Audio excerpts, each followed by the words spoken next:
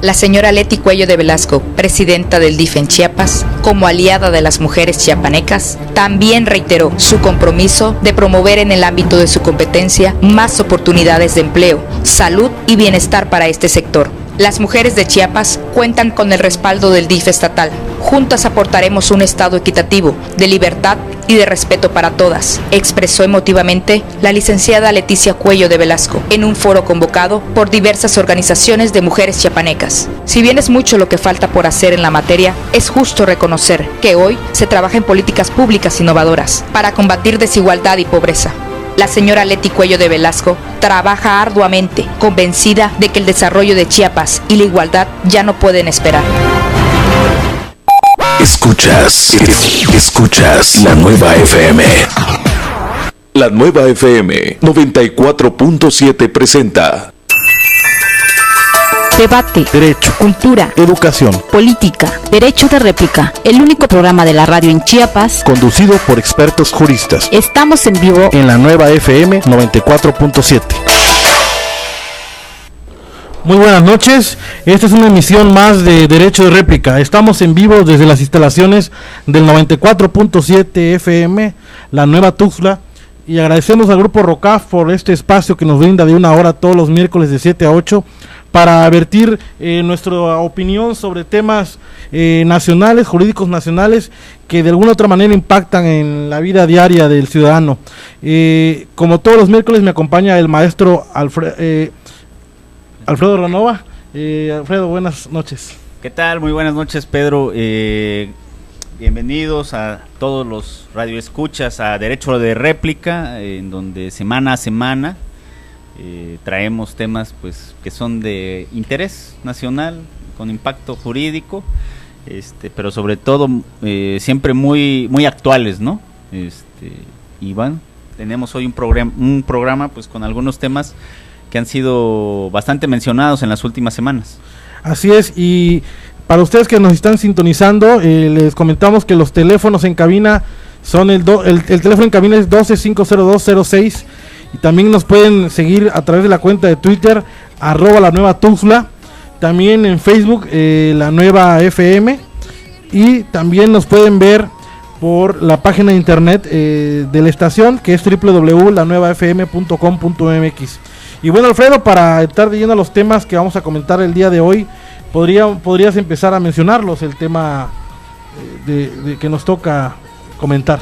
Bueno, tenemos uno que es muy importante, digamos, y que tanto en el Senado de la República, la semana pasada, e inclusive en lo que va de esta, se ha venido discutiendo, y que también en el Instituto de Investigaciones Jurídicas de la UNAM se llevó un foro a propósito de la creación de un órgano nacional de elecciones, de un órgano nacional de elecciones y un tribunal nacional que absorbiera las facultades, de los órganos locales para organizar propiamente lo que son las elecciones locales. Al respecto, hay que señalar que dentro del Pacto por México, del Acuerdo 89 del 95, se establecieron, digamos, algunas directrices a partir de la cual se conforma la reforma política de este mismo pacto, en donde intervinieron, recordemos, los 3 partidos políticos más importantes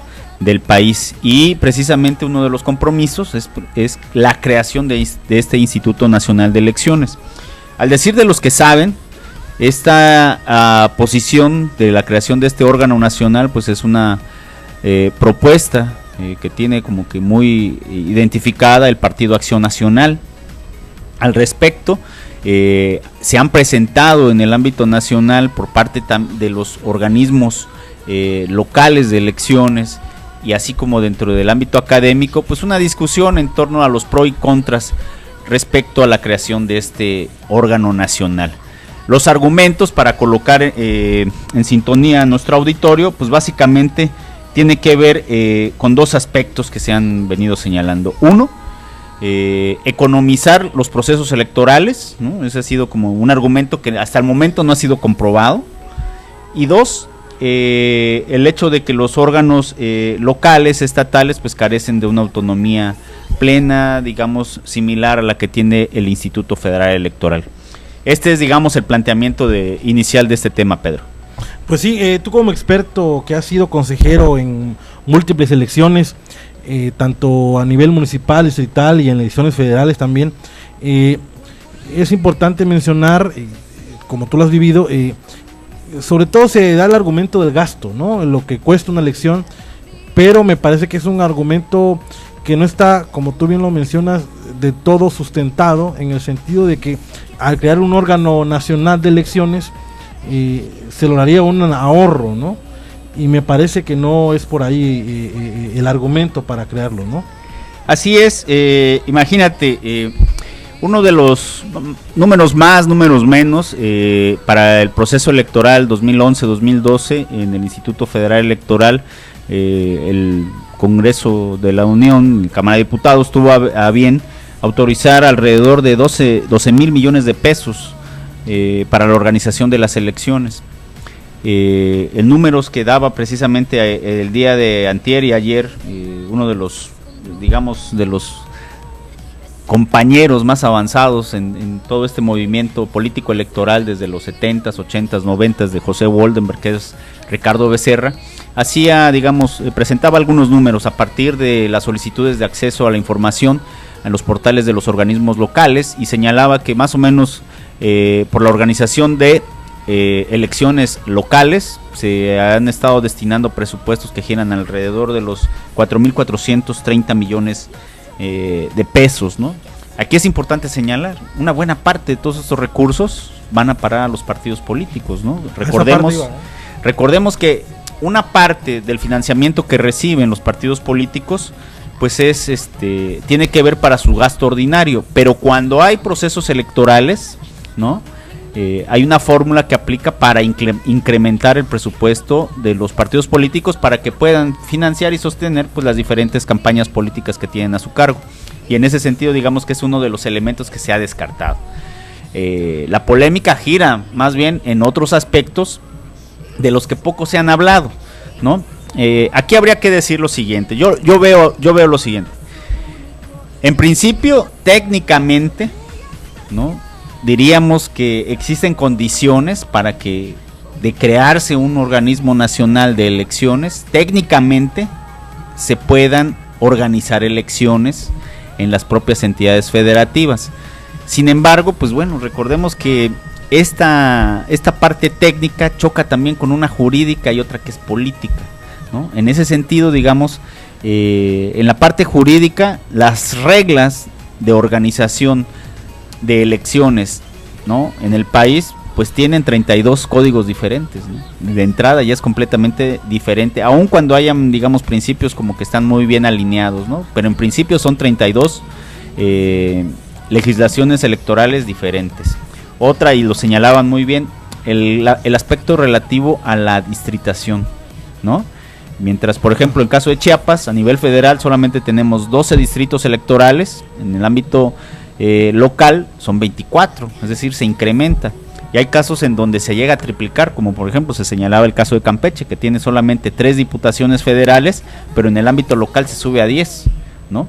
Y entonces digamos que ahí la parte técnica ya empieza a no a ser en algunos casos tan viable, porque hay que armonizar, decía yo, aspectos jurídicos, constitucionales de las entidades y otros que tienen que ver con la propia legislación electoral federal. Sí, es muy importante mencionar que dentro de este cuerpo de expertos que está trabajando en la reforma política electoral, hay un chiapaneco amigo de nosotros, el doctor César Astudillo, que está en este momento en el Instituto de Investigaciones Jurídicas de la UNAM, y él también retoma un punto muy importante que no se ha mencionado tan fuerte, que es la parte política.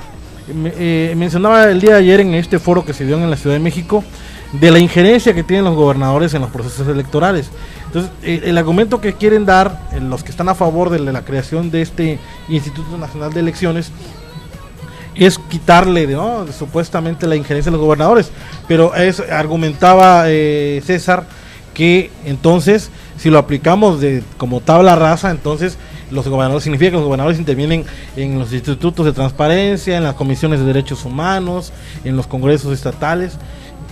Y si seguimos en esta misma tabla rasa, significa transferir esta facultad o esta organización de las elecciones pues a los poderes federales. Entonces no es un argumento tan certero, ¿no? Porque si nos damos cuenta, los partidos políticos, la gran mayoría, son nacionales. Obviamente existen partidos con partidos locales, pero quienes de alguna otra manera participan en estas elecciones y tienen su representante ante los órganos electorales y en el momento de las elecciones ante las mesas directivas de casilla, pues son los propios partidos políticos, ¿no? Entonces me parece que es un juego como al gato y al ratón en tratar de encontrar la forma de justificar la creación de este instituto, ¿no? Me parece que habría que irse a datos realmente duros, no sé si existan diagnósticos como tú ya lo mencionabas, sobre otros aspectos para justificar la creación de este Instituto Nacional Electoral, pero además no solo estamos viendo en este tema, ya hemos comentado en otros programas la cuestión del Código Procedimientos Penales único, la implementación de una ley general penal, en algunos casos también se está hablando del propio órgano de acceso a la información que también se quiere hacer un órgano nacional. Me parece que hay esa tendencia a tratar de centralizar otra vez estos órganos, pero me parece que existen más, por el debate que se dio ayer, existen más voces en contra que a favor del tema, ¿no? Existen más voces, yo considero, en contra de la creación, en contra. Sí, que a favor. Que a favor. Hay, digamos, partimos de varios pisos que son importantes, a ver, y me quedo en lo técnico cuando yo digo, bueno, es que técnicamente sí existe esa posibilidad de que un órgano como el IFE ahorita pudiera organizar elecciones. Y vamos para ilustrar de manera concreta a nuestro auditorio. A ver, partimos de que tenemos un mismo listado nominal. Prácticamente, sobre todo en elecciones concurrentes, se ocurrió en la entidad el año pasado, la mayoría de los lugares en que se ubicaron las mesas directivas de casilla, si no recuerdo la diferencia, fueron alrededor de 5 casillas nada más, de 5.500 prácticamente todas se instalaron en el mismo lugar, local y federal. 2, los materiales que se usan, que se utilizan para elaborar las boletas son muy similares, ¿no? Obviamente con sus sellos, sus logos y todas sus particularidades, pero digamos tenemos coincidencias en cuanto a las características que tienen que ver con la inviolabilidad de este documento. La distritación, los programas, el programa de resultados electorales, digamos, son cosas que han permeado de lo federal a lo local y en algunos casos mediante convenios se coincide y se logra, digamos, de manera conjunta organizar un proceso electoral. Entonces técnicamente hay visos, ¿no? Inclusive lo más contundente, la credencial del elector, ¿no? Se señalaba el último estado que tuvo su propio padrón fue Baja California y digamos que ya no opera propiamente esa situación. Entonces, esos son como que los puntos de acuerdo. Pero una de las cosas que se señalaba, y tú lo referenciabas ahorita, hay una tendencia entonces a centralizar con todas estas disposiciones que hay en el pacto o no. Entonces aquí es lo que nos tendríamos que estar preguntando, bueno, es qué tipo, y es a donde coincidían la mayoría de los ponentes. Creo que uno de los aspectos importantes que hay que definir es qué tipo o qué modelo de instituciones electorales son las que necesitamos para el país. Porque si bien es cierto, con los 32 laboratorios que existen, ¿no?, hoy en día a través de las entidades federativas y el escenario nacional, no se ha delimitado el tipo de institución que necesitamos. Por algunos momentos pareciera que le queremos cargar inclusive aspectos que no tendrían que hacerlo un organismo como que organiza elecciones, como son por ejemplo todos los aspectos relacionados con la capacitación, con la educación cívica, por ejemplo, ¿no? Que es un modelo que tiene el propio Instituto Federal Electoral. Y entonces también identificar un aspecto muy importante, y lo señalaban, ¿qué va a pasar entonces, por ejemplo, con los municipios en donde hay, por ejemplo, los 400 que se eligen en Oaxaca, mediante usos y costumbres, ¿no? ¿Cómo aplica el modelo ahí? Aplicando, como tú bien lo señalabas, un modelo a tabla rasa, ¿no? La otra, se señalaba mucho la importancia. ¿Cómo le hacemos para que estos problemas que están atendiéndose o presentándose en el ámbito local no traspasen a una esfera federal, ¿no? Y que con la creación o el funcionamiento de los órganos locales en este momento contienen y dan una salida acorde a las características, las reglas locales que aplican en la materia. Claro, vamos a ir a un corte para concluir este programa, este bloque, y regresando vamos a comentar sobre otros temas de interés para todos ustedes. Regresamos en unos minutos. Derecho de réplica. En un momento regresamos. La nueva FM 94.7. Solo líderes. Vamos por la salud. Un programa de entrevistas y cultura de la prevención, donde podrás resolver tus dudas en torno a tu salud. Conducido por el doctor Eloy Morales Pola y en la producción por el licenciado Diego Morales Coutinho. Escúchanos de lunes a viernes de 1 a 2 de la tarde en esta, tu radio favorita, la nueva 94.7 FM. O bien visítanos en www.lanuevafm.com.mx. Síguenos en Facebook y Twitter, @Eloy Morales Pola y @Patrón Dieguito. Vamos por la salud. Como me invento arte de magia, como logro que me...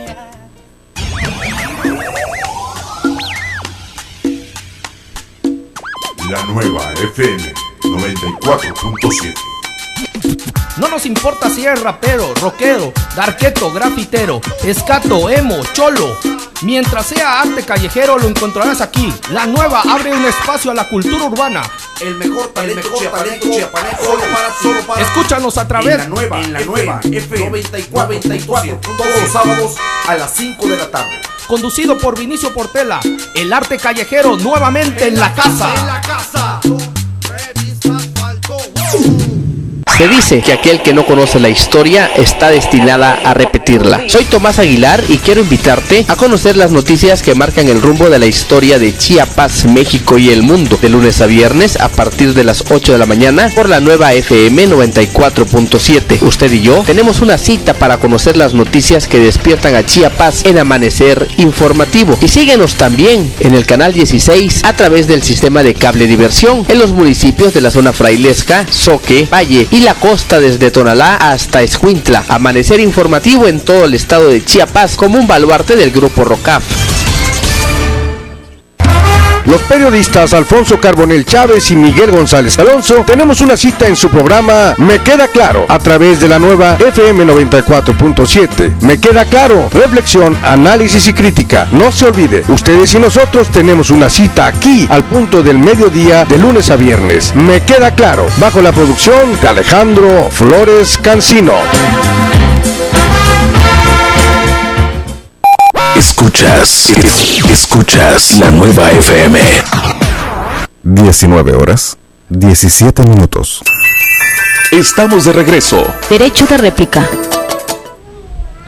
Bueno, continuamos con el tema, Alfredo. Estábamos mencionando sobre las posiciones o las voces en contra sobre el tema de la creación del Instituto Nacional Electoral. Y como tú bien señalas, hay un experto sobre este tema, creo que de los más añejos, junto con José Woldenberg, Ricardo Becerra. Él mencionaba la posibilidad de que en este debate de la federalización, ¿no?, de la organización de las elecciones, pueden darse ciertos temas que sí pueden ser retomados a nivel nacional, como es la cuestión de la fiscalización del gasto y la comprobación del gasto, y obviamente la rendición de cuentas, que ahí pues es un tema también que de alguna otra manera impacta mucho, porque la mayoría de estos recursos que provienen a los estados y que estos van a las elecciones locales también, como bien lo he señalado, vienen de la federación. Entonces sí es muy importante tratar de homologar en esta parte. Si no hay una diferenciación entre un estado y otro respecto a la fiscalización del gasto y a la rendición de cuentas, ¿no? Sí, recordemos que en nuestra entidad, ¿no?, la Comisión de Fiscalización Electoral, ¿no?, fue una de las primeras instituciones, y no es que la primera, si no mal recuerdo, que puso este tema sobre la mesa, ¿no? Estamos hablando del año 2005, 2006, cuando precisamente el doctor Osvaldo, hoy director de la Facultad de Derecho, fue el encargado, digamos, de poner en marcha esta institución, que al paso de los años tuvo un eco y una importancia tan determinante que no debemos de olvidar, que el año pasado, él lo decía, ¿no?, el tema prioritario en materia electoral de este proceso será la fiscalización, y así fue. Tan es así que hoy en día hay varios asuntos que están, digamos, pendientes todavía de algunas resoluciones, ¿no? Y en ese sentido, yo coincido, digamos, ya escuchando los argumentos que tienen los propios especialistas, gente que ha estado involucrada. Yo creo que las condiciones o la tendencia que debería de prevalecer, ¿no?, nosotros no somos quienes para determinarlo en este momento, pero la tendencia debería ser el fortalecimiento precisamente de estas instituciones. Es decir, recordemos que tenemos un pacto federal, ¿no?, un acuerdo mediante el cual las entidades federativas conformamos, ¿no?, una nación que se llama, o un país que se llama México, y creamos autoridades de carácter federal, digamos, para que velan de aspectos aspectos nacionales, pero las entidades al interior tenemos una propia forma de organización, ¿no? Y en ese sentido guardamos un régimen interior sujeto a un Estado de Derecho con principios que están alineados perfectamente al marco jurídico constitucional federal. En esa consideración, varios de los que estuvieron ahí, y me sumo a ellos, en primer lugar, hay que definir el modelo de instituciones electorales que necesitamos en este país. ¿Qué es lo que queremos? 2, si ya tenemos identificados cuáles son los puntos de coincidencia, sobre esos hay que fortalecerlos. Un tema de ellos es precisamente la fiscalización, ¿no? Entonces ahí, digamos que en la parte técnica está salvado. Pero otra muy importante, la de fortalecer precisamente al interior de las entidades federativas la figura, ¿no?, las facultades, garantizar la autonomía, no solamente de las instituciones electorales, y tú lo señalabas bien, César, Astudillo lo mencionaba, ¿no? No solamente este aspecto de federalizar los órganos electorales o centralizarlos tiene que ver con la materia electoral, tiene que ver con muchos otros temas en los cuales está implícita también los intereses y el ejercicio de derechos de los ciudadanos, ¿no? Tan importante, tú lo mencionabas, derechos humanos, la materia electoral, transparencia y acceso a la información. Entonces, la tendencia tendría que revertirse a fortalecer a estos organismos, garantizar un piso mínimo de condiciones para que ellos puedan desempeñar su labor. Un dato, digamos, que me llamó mucha la atención y que lo tengo muy en cuenta es que, por ejemplo, ¿no?, que más o menos a nivel nacional, ¿no?, la duración de los encargados de organizar elecciones, por lo menos en 14 entidades, es de 4 años, o sea, un consejero por 4 años, que los nombramientos, inclusive la mayoría, o en algunos casos, se llegan a presentar por procesos electorales, ¿no?, y que en 24 entidades existe la posibilidad, ¿no?, de la reelección al propio cargo. Entonces, digamos, si centramos la discusión a el tipo de organismo que queremos y fortalecemos las facultades y garantizamos autonomía plena de estos organismos, no solamente los electorales, sino los otros, en donde también están de por medio el ejercicio importante de algunos derechos, tendríamos más posibilidades, pues, de estar en congruencia con lo que conocemos nosotros como el Pacto Federal, ¿no?, el federalismo, este nuevo federalismo que queremos y al que aspiramos llegar, y entonces de esa manera se irían solventando algunas situaciones, pues, que se han venido como que acentuando, pero que nadie ha demostrado. Osvaldo Chacón señalaba algo muy importante: si vamos a discutir el modelo, ¿no?, nos quitemos de nuestra área de confort y sin prejuicios, ¿no?, entremos al debate y a la discusión. ¿Esto qué quiere decir? ¿No?, que a pesar del costo que pudiera llevar en un momento dado, los propios consejeros serían los que tendrían que estar, consejeros, magistrados, académicos, ¿no?, despojarse de cualquier área de confort o situación conveniente y apostarle a formular un diálogo que se enfoque a la construcción de un verdadero modelo electoral mexicano de vanguardia, uniforme, con amplio sentido federalista, ¿no? Claro, es muy importante estos debates y lo que acabas de mencionar, y en referencia a lo que dijo Osvaldo, porque el tema ahí es, obviamente un consejero, un magistrado va a ver por su interés personal, no va a haber un proyecto a largo plazo, ¿no? Entonces, la autoridad moral que pueda tener en ese momento una aportación de un consejero, de un magistrado sobre el tema, en lo particular de la creación del Instituto Nacional Electoral, pues va a estar viciado por el interés político personal que pudiera haber de por medio. Claro, por eso es muy importante que este tipo de debates y de discusión se dé en un torno de expertos académicos, no solo políticos, para precisamente dar una opinión más objetiva sobre el tema, ¿no?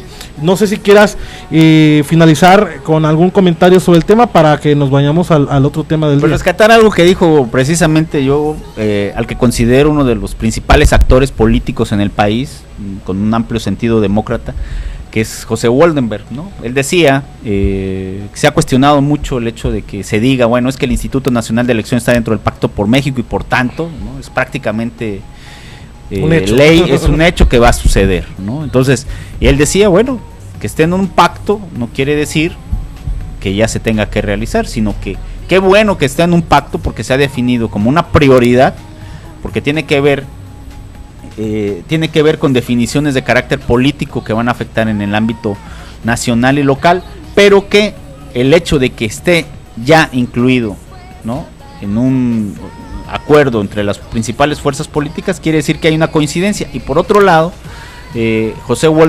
Lorenzo Córdoba señalaba algo muy importante: el hecho de que se esté pensando en un órgano nacional tipo IFE, ¿sí?, tiene que ver también con un reconocimiento al propio Instituto Federal Electoral por la labor que ha realizado, ¿no?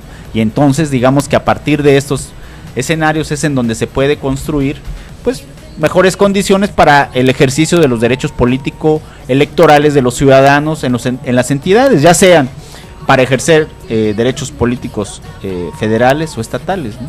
Sí, pero pues, es muy importante lo que mencionas, porque en los últimos dos procesos electorales que tuvo que ver con la elección del presidente de la República, pareciera que en un momento dado se cuestionó mucho el tema del Instituto Federal Electoral y de su papel en estas dos elecciones. Sin embargo, a nivel, esto fue una cuestión por parte mediática, ¿no? Pero me parece que las encuestas que se han realizado y estudios que ha hecho el propio CIDE, por ejemplo, hablan de que una de las instituciones más fuertes en la que la ciudadanía deposita su confianza es el IFE. Y no solo a nivel nacional. Hoy me parece que en Twitter subió en su cuenta el presidente del IFE que están recibiendo invitaciones para apoyar y asesorar a países en distintos continentes para organizar elecciones, ¿no? Entonces, el IFE sí es un órgano muy fortalecido, ¿no? Es un modelo, un referente, ¿no? Entonces, qué bueno que haya la disposición de fortalecerlo, pero yo le apostaría más a que se crearan, ¿no?, instituciones similares en las entidades para conservar, ¿no?, esta inclinación o esta legítima aspiración que tienen todos los constitucionalistas, ¿no?, de hacer válido un auténtico federalismo en el país, ¿no? Sí, y me parece que es importante que en este contexto del Pacto por México que hemos mencionado mucho en este programa, algo de lo que siempre se han quejado a partir de que se firmó es precisamente de que el Pacto por México en sí es un pacto entre fuerzas políticas, pero más que fuerzas políticas, entre partidos políticos y el gobierno federal. Y yo creo que tendrían que abrir ese abanico, ¿no? Lo que está haciendo, por ejemplo, el Instituto de Investigaciones Jurídicas de la UNAM, el tratar de empujar, ¿no?, opiniones al interior del pacto o emitir opiniones sobre iniciativas y temas que se están dando al interior del pacto es muy importante, ¿no? Es muy importante ciudadanizar los temas y los debates, no solo que se den a nivel popular como en algún momento dado pareciera que se están dando, ¿no? y no solo temas como esta reforma político-electoral, sino sobre otros temas también muy importantes, ¿no? Por eso yo creo que la tarea que está realizando jurídicas de la UNAM y actores políticos importantes de bajar más a la ciudadanía a los temas que se están dando en el Pacto por México es muy muy importante, ¿no? Sí, y vamos a seguir teniendo noticias de eso porque el hecho de que en año no electoral federal se esté abordando el tema, se esté discutiendo, pues ya es algo muy importante, ¿no? Y bueno, habrá más noticias para eso. El tiempo se nos está yendo muy rápido, vamos a ir a un segundo corte y al regresar vamos a hablar sobre un tema que hemos ya también tocado en este programa, sobre el matrimonio entre personas del mismo sexo. Hoy resuelve el Tribunal Constitucional de los Estados Unidos la igualdad del matrimonio gay y abre la puerta para que este tema siga pues estando en el debate internacional. Vamos a un corte, regresamos en unos minutos. Derecho de réplica. En un momento regresamos. Esta es Radio Cultural Informativa, XHRCF 94.7, frecuencia modulada, la nueva, ubicada en Callejón El Juchín número 9, en la colonia San Francisco Sabinal, código postal 29020, teléfono 1250-206, en Tuxtla Gutiérrez, Chiapas. Radio Cultural Informativa, la nueva. La señora Leti Cuello de Velasco, presidenta del DIF en Chiapas, como aliada de las mujeres chiapanecas, también reiteró su compromiso de promover en el ámbito de su competencia más oportunidades de empleo, salud y bienestar para este sector. Las mujeres de Chiapas cuentan con el respaldo del DIF estatal. Juntas aportaremos un estado equitativo, de libertad y de respeto para todas, expresó emotivamente la licenciada Leticia Cuello de Velasco en un foro convocado por diversas organizaciones de mujeres chiapanecas. Si bien es mucho lo que falta por hacer en la materia, es justo reconocer que hoy se trabaja en políticas públicas innovadoras para combatir desigualdad y pobreza. La señora Leti Cuello de Velasco trabaja arduamente, convencida de que el desarrollo de Chiapas y la igualdad ya no pueden esperar. En la casa junto al río, los recuerdos del porvenir nos llevaron al reencuentro de personajes. Inés, Busca mi escuela y Primer amor. Este domingo 30 de junio conoceremos la obra literaria de la escritora Elena Garro. Todos los detalles del estreno de la película sobre ella. Papantla, Veracruz nos revelará una original receta. Bocoles. Y en la música, Los Ángeles Azules. Unidos por México a las 10 de la noche en una sola señal. La Hora Nacional. Síganos en facebook.com/La Hora Nacional Oficial. Tu estación, la nueva FM. Tu frecuencia, 94.7.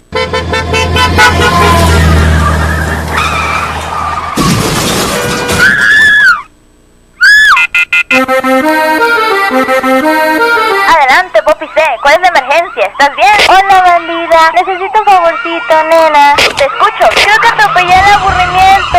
Si quieres saber cómo termina esta historia, escucha X Somos Chavos todos los sábados de 2 a 3 de la tarde por la nueva FM 94.7.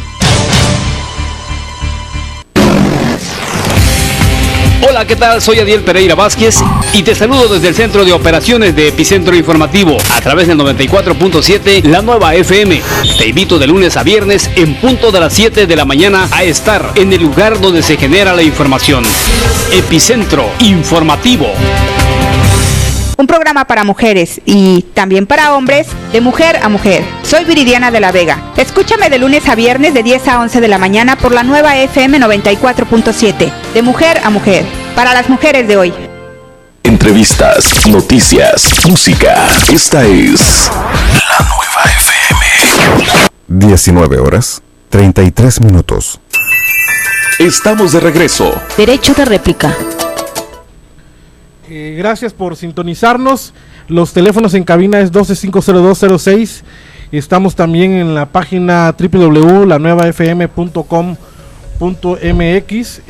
Nos pueden seguir en Twitter en @lanuevatuxtla. Y en esta noche de mucha lluvia y relámpagos, seguimos con el tema, Alfredo, sobre la decisión que da el Tribunal Supremo de los Estados Unidos respecto a una ley en el estado de California que prohibía los matrimonios entre personas del mismo sexo, los matrimonios gays, y que definía que el matrimonio solo se podía dar entre un hombre y una mujer.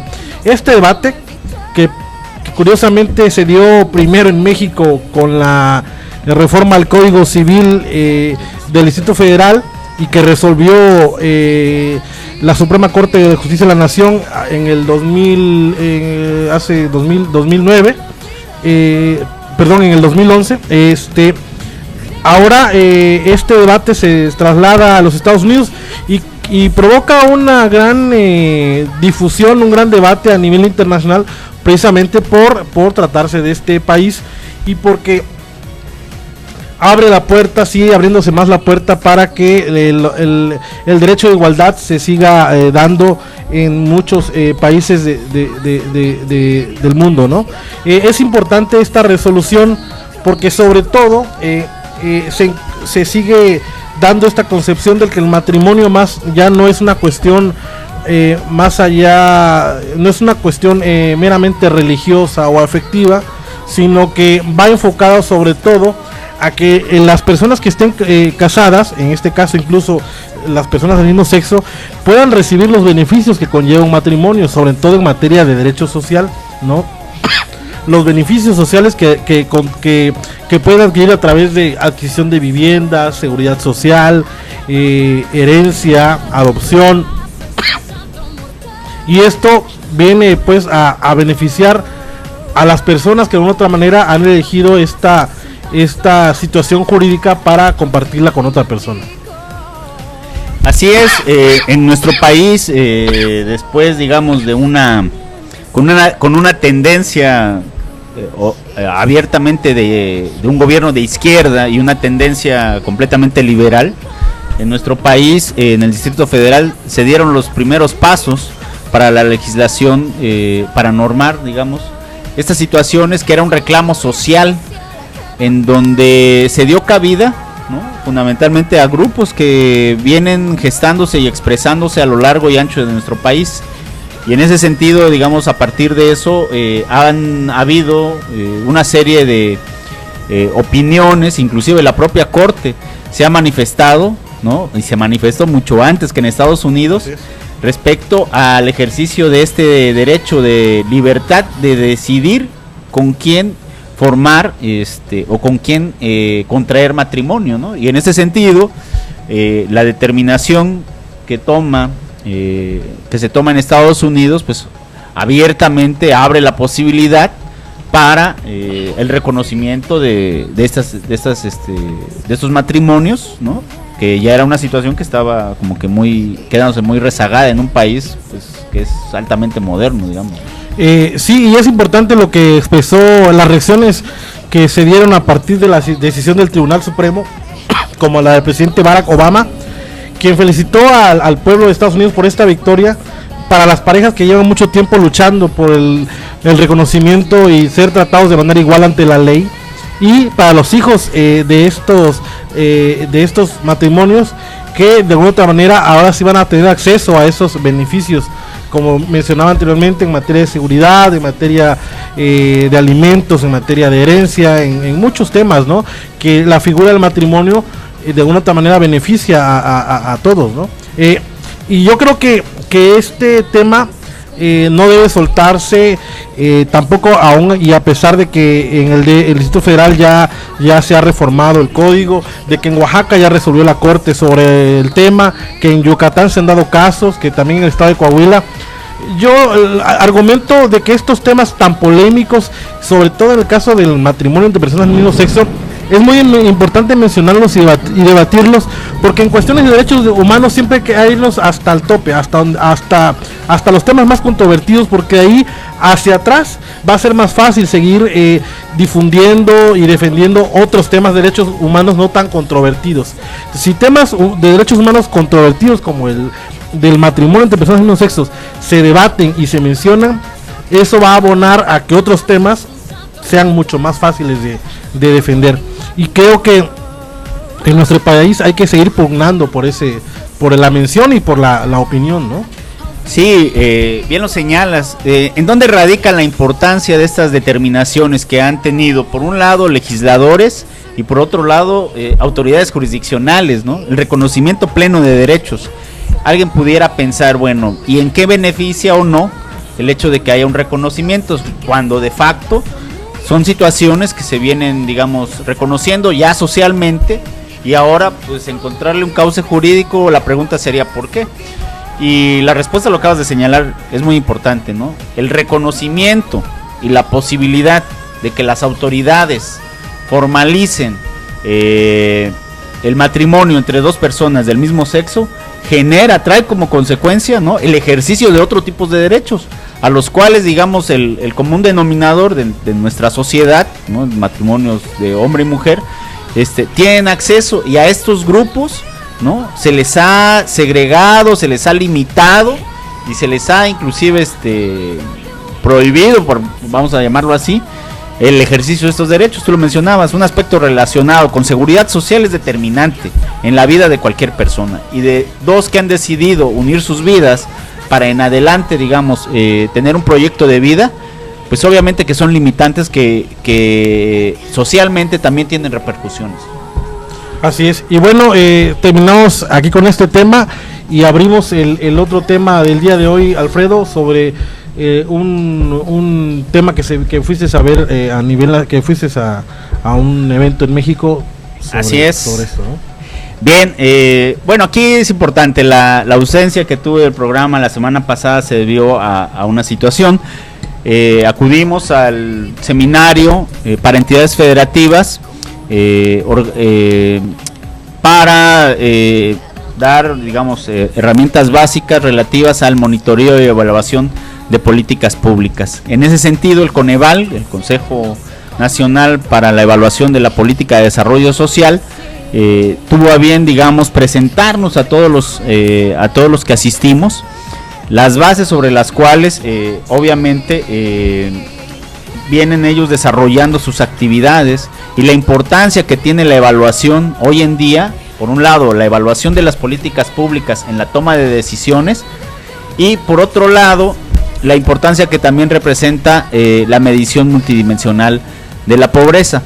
Bajo esa consideración, en términos generales, los asistentes, representantes de las 32 entidades federativas, fíjate qué curioso, ¿no? Al igual que, o contrario al posicionamiento que está prevaleciendo ahorita en el ámbito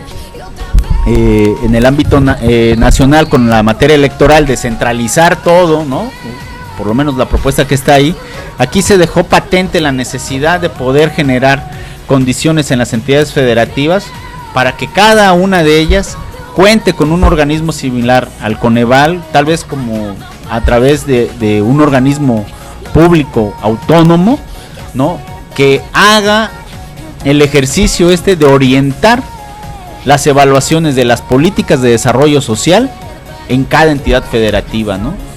Quedó de manifiesto los avances que en la materia se han presentado en los últimos años relativo a la evaluación, y la importancia que ha adquirido esto para mejorar, por un lado, a nivel general, las políticas de desarrollo social, pero sobre todo, fundamentalmente, los programas sociales, ¿no?, en donde constitucionalmente y legalmente pues es básicamente el ámbito de acción del propio Coneval, ¿no? Entonces, aquí al respecto vale la pena señalar, ¿no?, que las entidades federativas, ¿no?, mostraron un amplio interés por implementar e institucionalizar, digamos, estas figuras que en el ámbito nacional funcionan, pero que necesitan tener un eco también en las entidades federativas. Al final de cuentas, la implementación o la institucionalización de la evaluación contribuye de manera decidida para que los gobernantes en turno tengan información suficiente para tomar decisiones, ejercer, ¿no?, el presupuesto, o orientar el presupuesto público hacia las personas que más lo necesitan en cada una de las entidades, y sobre todo hacer un uso eficiente de los recursos con políticas, digamos, o principios que rigen hoy en día al Estado mexicano: transparencia y rendición de cuentas. Sí, es muy importante lo que tú mencionas, porque el trabajo que ha venido realizando la Coneval es fundamental para el desarrollo de las políticas públicas. El ejemplo más claro es el tema de la Cruzada Nacional contra el Hambre, ¿no? Cuando empezaron a debatir en este tema con la Secretaría de Desarrollo Social a nivel federal, señalaban por qué estos 400 municipios, ¿no?, se iba a aplicar la Cruzada Nacional contra el Hambre, y ella mostró los datos de que la Coneval es la que le brindaba los datos de cuáles eran los municipios con menor índice de desarrollo humano, ¿no?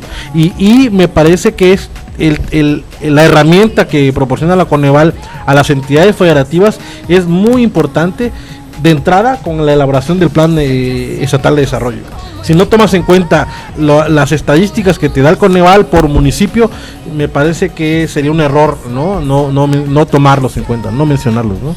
Sí, digamos que aquí inclusive para la audiencia, la Cruzada contra el Hambre, digamos, obedece a principios metodológicos propios que ya han sido explicados por quien debe de hacerlo, que en este caso es la autoridad de la Secretaría de Desarrollo Social, ¿no?, que aplicó ciertamente en buena medida resultados de la medición multidimensional de la pobreza, dada a conocer desde el año 2009, la medición 2008, la medición 2010, y que próximamente se dará a conocer la siguiente, ¿no? A mediados de julio, el INEGI da a conocer los resultados de la encuesta nacional de ingresos y gasto en los hogares, y por consecuencia de esos resultados el Coneval retoma las cifras, procesa los resultados y formula también su medición a partir de estos indicadores o de estas cifras que genera INEGI.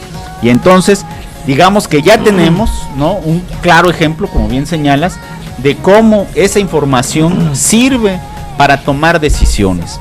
Hoy en día podemos identificar que el modelo de evaluación por sí solo ya genera la oportunidad de mejorar lo que se está haciendo, de tomar decisiones para quitar, modificar aquello que también no esté funcionando, ¿no? Pero al respecto hablaríamos en el último bloque, ya para terminar Vamos a un corte y regresamos en unos minutos al último bloque del programa.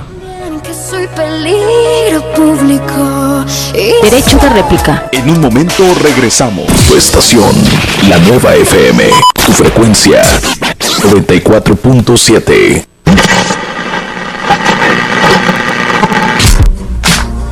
¿Y a ti? ¿Qué te pareció Piloto del 94.7? I love you, you are my angel. Que se ponga de locutor, pero como locutor es la neta, sí. La voz. Yo lo puedo decir como fan, neta. Sí, marcaron una buena parte de mi vida. Te voy a amar, no me importa lo que diga la gente. Pero eso no les pregunté. Sale el escenario y todo.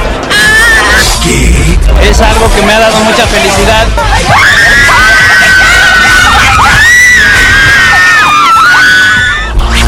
Bueno, Piloto, todos los domingos de 7 a 9 de la noche, por el 94.7.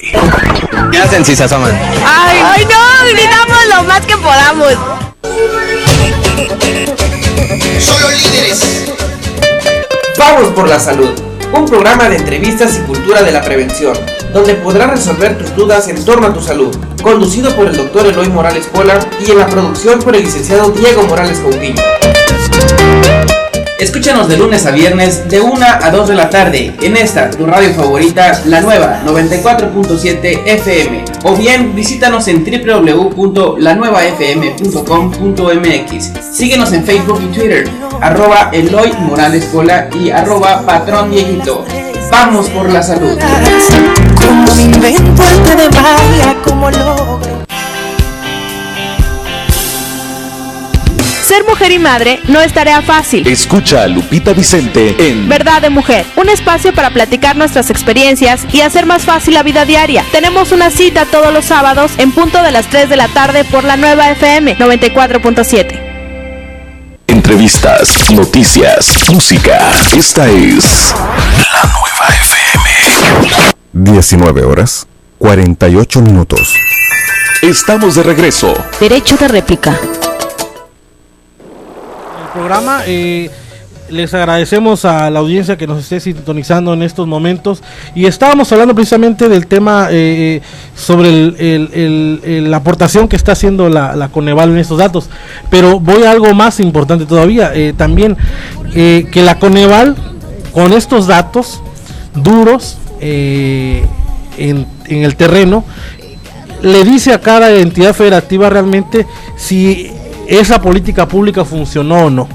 Nos podrán decir en los informes de gobiernos o al final de un sexenio si se logró abatir o no la pobreza, pero la Coneval es la que realmente te da los datos duros, ¿no?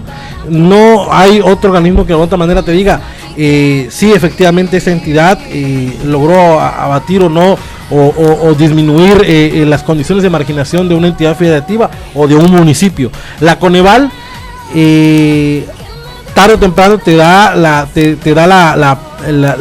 muestra o te da los datos de lo que realmente, si realmente funcionó o no una política pública, ¿no? Sí, aquí es muy importante, mira, señalas un aspecto que es determinante. Hoy en día, ¿no? Una manera, fíjate cómo se relaciona, ¿no?, un aspecto electoral con uno que tiene que ver con evaluación de políticas públicas. Hoy en día, ¿no?, cuando tenemos una oferta de partidos políticos, propuestas de candidatos, pocas veces se hace incidencia respecto a las situaciones que tienen que ver con el goce de los principales derechos reconocidos por la Ley General de Desarrollo Social en el país, ¿no? Por ejemplo, aspectos relativos a la educación, salud, condiciones de vivienda, ¿no?, prestación de servicios, seguridad social, ¿no? Pocas veces se hace incidencia. Y una buena manera que tienen los futuros candidatos, digamos, o que tendrían los candidatos para atraer al electorado, sería precisamente, ¿no?, observar los resultados, las condiciones en las que se encuentra la población respecto a la carencia o no de alguno de estos, o la vulnerabilidad que tienen sus ciudadanos, ¿no?, sus electores, respecto al ejercicio de estos derechos que están en la Ley General de Desarrollo Social. Entonces, ¿qué es lo que sucede? Con esta información, en la medida que la cultura de la evaluación viene permeando en el país, pues tendríamos mejores condiciones, obviamente, para que los tomadores de decisiones pudieran efectivamente mejorar el presupuesto público. No debemos mejorar el ejercicio del presupuesto público. No debemos de olvidar que todas las acciones que realizan los gobiernos estatales, federal, ya sea el federal, estatal o municipal, es con recursos que aportan los ciudadanos mediante el pago de impuestos. Entonces, se pone un ejemplo que puede ser muy sencillo para la ciudadanía. En una empresa, cuando se invierte un capital, se pone a la disposición de un gerente cierto capital de esa empresa. ¿Qué es lo que espera? ¿Qué es lo que esperan los accionistas? Los accionistas esperan que ese dinero sea bien invertido, bien gastado, ¿no?, y que además tenga rendimientos. Entonces nosotros, bajo este esquema, digamos, empresarial, si nosotros nos vemos como los accionistas y al gobierno lo vemos como el gerente, el responsable de la aplicación correcta de esos recursos, obviamente es que esperaríamos resultados positivos en el ejercicio de esos recursos, y esperaríamos que, contrario a obtener ganancias, se revirtieran, ¿no?, las carencias o vulnerabilidades de ciertos derechos que son tan esenciales para los mexicanos. Y aquí es en donde quiero hacer énfasis. Actualmente, a nivel nacional, existe un movimiento que se llama Yo apoyo la evaluación estatal, que es un movimiento que tiende precisamente a impulsar mediante una estrategia nacional la conformación de institutos estatales de evaluación. Al respecto, es importante mencionar, de las 32 entidades federativas, incluyendo o considerando el DF como tal, solamente 4 de ellas tienen estos institutos. Es decir, solamente 4 gobernadores, o incluyendo el jefe de gobierno del Distrito Federal, tienen una instancia que les va orientando en el camino respecto a las acciones o las decisiones que van tomando con relación a la implementación de políticas públicas o la ejecución de ciertos programas. En ese sentido, este movimiento tiene como finalidad proponer que todos los programas tengan, digamos, un enfoque de evaluación gradual desde el diagnóstico, diseño, estrategia, resultados, procesos, satisfacción de los usuarios y beneficiarios. En ese sentido, la invitación es para que a través del Twitter puedan sumarse más expresiones y apoyen mediante una encuesta que se está haciendo a nivel nacional para la creación y la configuración de estos institutos. De esta manera, fíjense qué tendríamos la posibilidad de contar con instituciones que estén plenamente reconocidas por las autoridades locales, que fueran señalando el camino a seguir que deben de seguir los tomadores de decisiones para mejorar la implementación de políticas públicas y sobre todo el ejercicio de los programas sociales, ¿no? Entonces, de esa manera podríamos estar en condiciones de apoyar. ¿Qué es importante mencionar?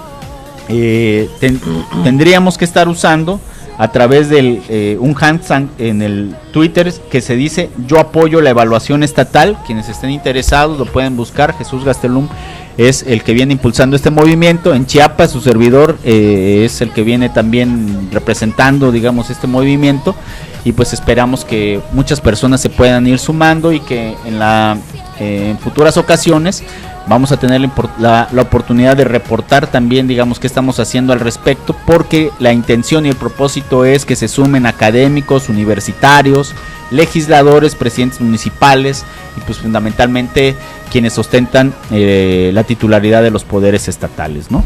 Sí, me parece que este tema da para más.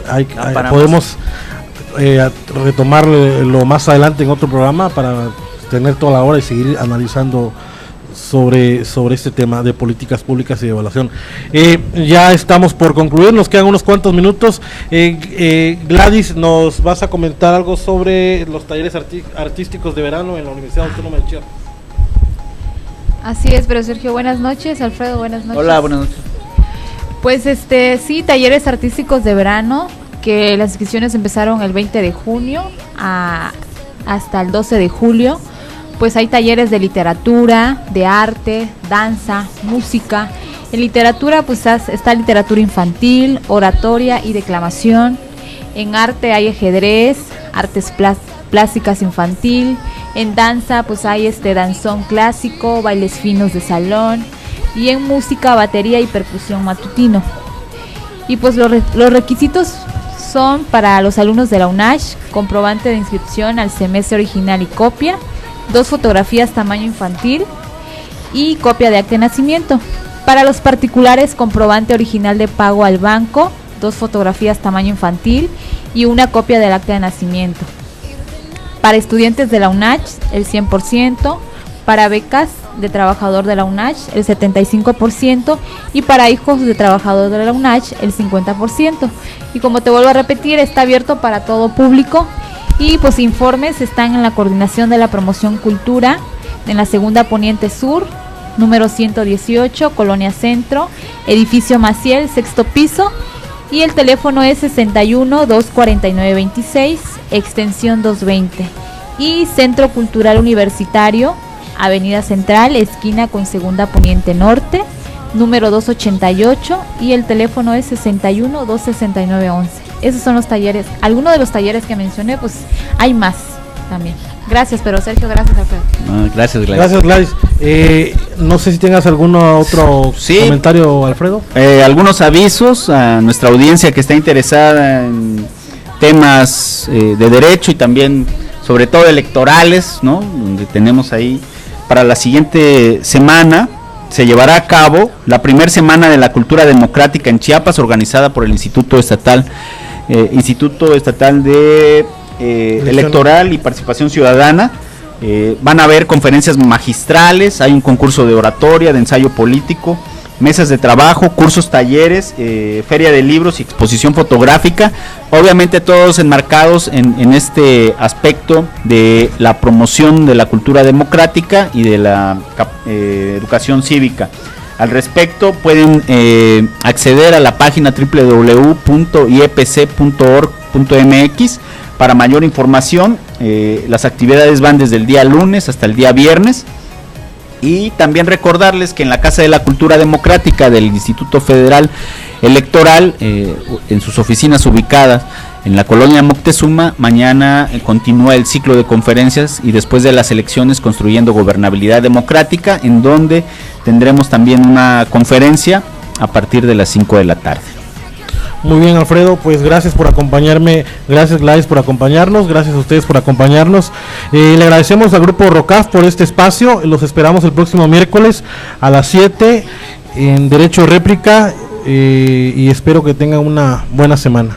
Muy amable, gracias.